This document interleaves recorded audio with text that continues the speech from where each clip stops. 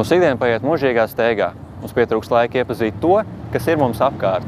Latvija ir valsts ar vairāk kā 2 miljoniem iedzīvotāju, bet dzīves laikā pa īstam iepazīstam tikai sev tuvus cilvēkus un paziņas. Bet ir svarīgi uzzināt arī citus stāstus. Un mēs ticam, ka katram cilvēkam ir kas unikāls, ko pavēstīt pārējiem. Nav svarīgi, kur tu atrodies, jo īpašs ir tavs kaimiņš, tavs darba kolēģis, tavi ģimenes locekļi un visbeidzot arī tu. Lai šie stāsti nonāktu arī pie tevis, mēs pavisam nejaušā veidā izlozēsim kādu telefona numuru. Sazvanīsim tā īpašnieku Un pastāstīsim šo stāstu tev un visai Latvijai, jo mēs ticam, ka katram ir savs stāsts. Kā redzēt, mums ir groziņš ar bumbiņām, uz kurām ir cipari no 0 līdz 9. Mēs aicināsim cilvēkus, lai izlozes kārtā sastādītu kādu cilvēka telefonu numuru. 6. 6. Pagriez tā. 1. Paldies, jauka diena. 1. Paldies, kas trip cipariņu? 8. Noskaidrojām, ka mūsu izlozētā telefona numura īpašnieks dzīvo Jelgavā, un viņa vārds ir Viktors, bet tas ir arī viss, ko mēs par viņu šobrīd zinām. Rihard, varbūt tev ir kas sakāms par šo pilsētu? Jā, Jelgava ir pilsēta ar 5 gadsimtu garu vēsturi, un 2. pasaules kara laikā tā tika plaši nopostīta. Gruvešos tika pārvēsta gandrīz visa pilsētas vēsturiskā apbūve. Neskatoties uz to, ka pilsētā šobrīd nav saglabājušās daudz vēsturiskās celtnes, tai tomēr piemīt savs šarms. Es arī zinu vienu lietu par šo pilsētu. Jelgava savu nosaukumu ieguva tikai 17. gadsimtā, iepriekš tā tika dēvēta par Mītavu.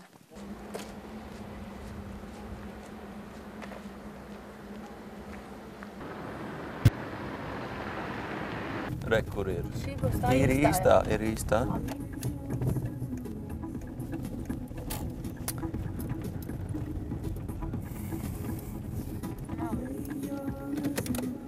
Tad pazvanam. Zvanam. Kaut kā bēlēt mājā, kur suņus ir. Labdien! Sveiki. Jūs esiet daudz. Tā mums ir, jā. Paldies. Pa vienam. Ejiet tik pa kreisi iekšā, taisni uz priekšu. Sveiki. Pēc mūsu zvana Viktoram un viņa sievai Verai radās pārdomas par to, kas mēs īsti esam un kādēļ filmēt vēlamies tieši viņus. Šaubas pastiprināja televīzijas ziņā redzētais sižets par krāpniekiem, kas piesvienās pensionāru naudu. Un kāda sakritība, tieši tajā dienā abiem izmaksāta pensija. Es esmu dzimis Krievijā. Jā, es esmu no Orlas apgabala. Mana mamma arī dzimusi Krievijā. Un aizbraucu mani vecāku arī, man bija 1 gads, bišķi vairāk kā gads, kad mani aizveda uz to Sibiriju tur. Un 41. gadā sākās karš, mēs, kā saka, karu neredzējām. Bet badu drausmīgāko tur redzējām, drausmīgu badu. Jūs nevarat iedomāties, ko tik es neesmu mēģis. Jā,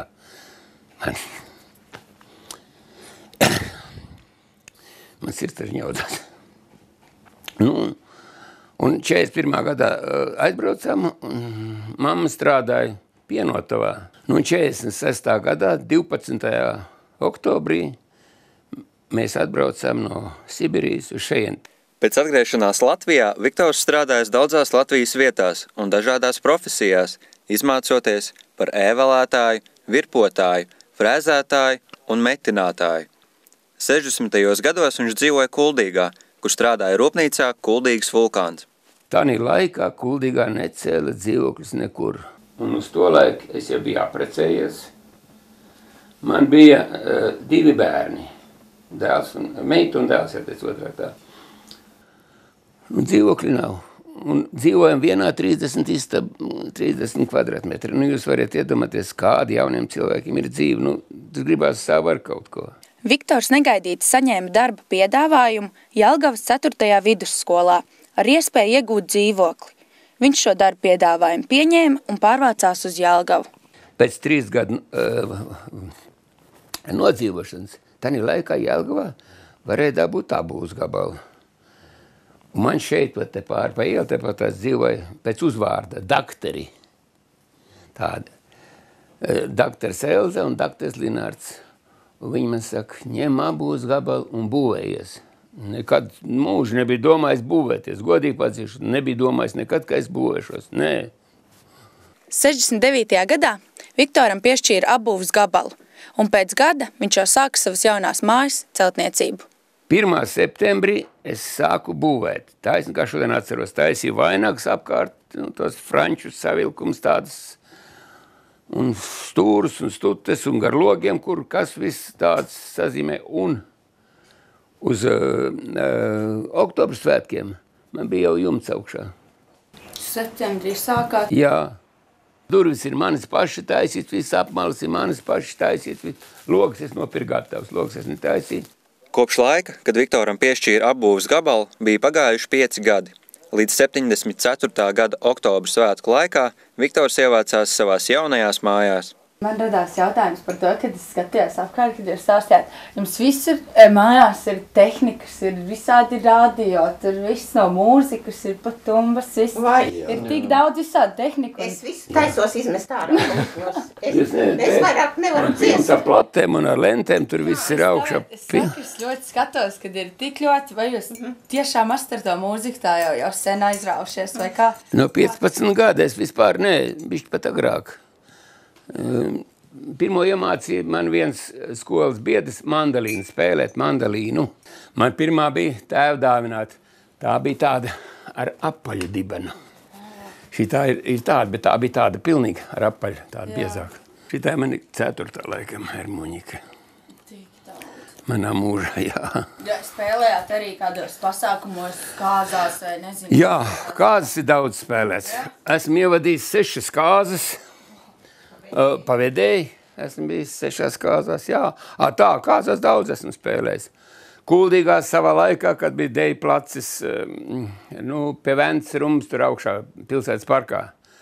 Tur tāds no dēļiem bija uztaisīts, tad gāja tur, katru sestdienu spēlēja.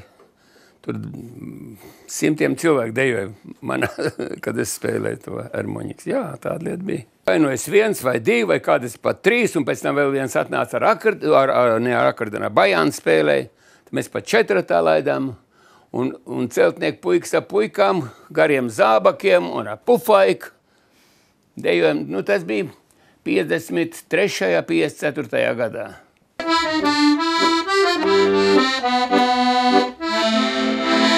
Jāatzīst godīgi, bišķi esmu uztraucies. Tā, ka savā dabā kādreiz. Vēl kādreiz bišķi ar iemet, kā nedaudz. Tas lustīgais gājiens uznāk, kad gribās uzspēlēt. Tad man iet ir labi.